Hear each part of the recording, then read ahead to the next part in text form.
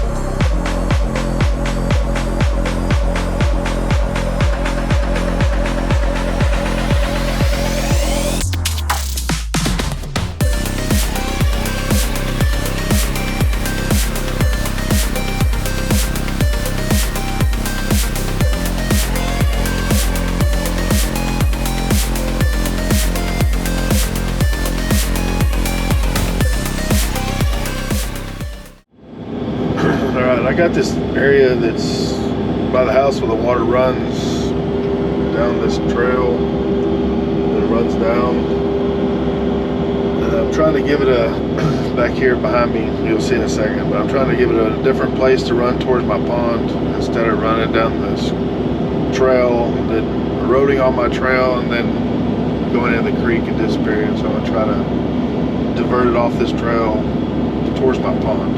So that's kind of what we're doing now. This is our main, we call it the Red Brick Road, but it runs all the way down to the bottom where the creek is, to the main loop trail that goes around. So it's kind of the main dividing trail.